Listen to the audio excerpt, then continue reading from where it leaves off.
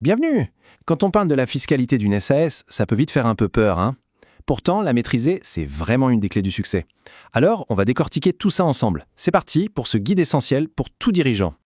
Quand on dirige une SAS, on passe son temps à faire des choix stratégiques. Et comprendre la fiscalité de sa société, c'est l'un des plus importants. L'objectif ici est simple. Mettre un bon coup de projecteur sur ce sujet pour que tout devienne beaucoup plus clair. C'est vital pour le développement de l'entreprise. Allez, on attaque le cœur du sujet. Le point de départ, la base de la base pour une SAS, c'est l'impôt sur les sociétés. On l'appelle plus simplement l'IS. En fait, par défaut, dès que la SAS est créée, elle est soumise à cet impôt. C'est le régime automatique.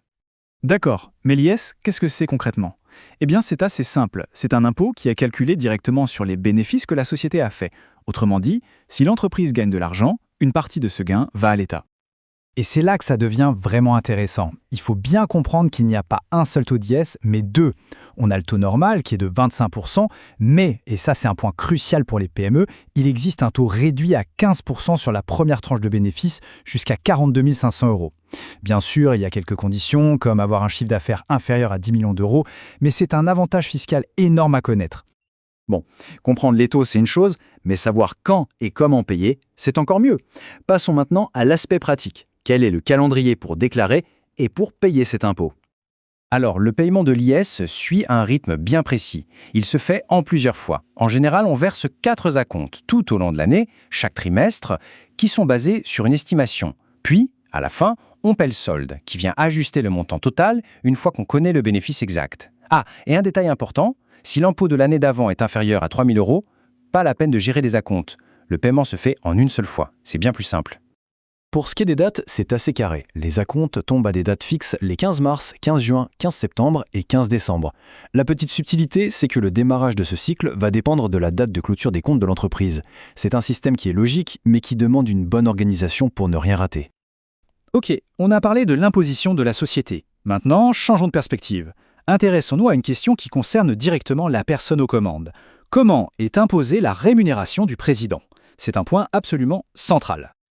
Là, on est face à un choix vraiment stratégique. Vaut-il mieux se verser une rémunération ou bien des dividendes? D'un côté, la rémunération. Elle est imposée comme un salaire, elle est déductible pour l'entreprise et surtout, elle ouvre droit à une protection sociale complète. De l'autre côté, les dividendes. Leur fiscalité peut sembler plus douce, avec le prélèvement forfaitaire unique à 30%. Mais attention, ils ne génèrent aucune cotisation sociale, donc aucune protection sociale. C'est le grand arbitrage entre optimisation fiscale et sécurité personnelle. Attention, l'IS n'est pas le seul impôt. Pour avoir une vision d'ensemble, il faut élargir le champ et regarder tout le paysage fiscal. Voyons rapidement les autres taxes clés qui existent. D'abord, bien sûr, il y a la TVA, la taxe sur la valeur ajoutée. La plupart des entreprises la connaissent. On la collecte auprès des clients pour la reverser à l'État. Le point très important à retenir, c'est qu'il existe un régime, la franchise en base, qui peut exonérer les plus petites entreprises de cette démarche si elles ne dépassent pas certains seuils de chiffre d'affaires. Ensuite, on a la CFE, la cotisation foncière des entreprises. C'est un impôt local qui dépend de la valeur des locaux qu'utilise l'entreprise. L'information capitale pour quiconque crée son entreprise, il y a une exonération totale de CFE pour la toute première année d'existence. C'est un vrai coup de pouce au démarrage. Et enfin, la CVA.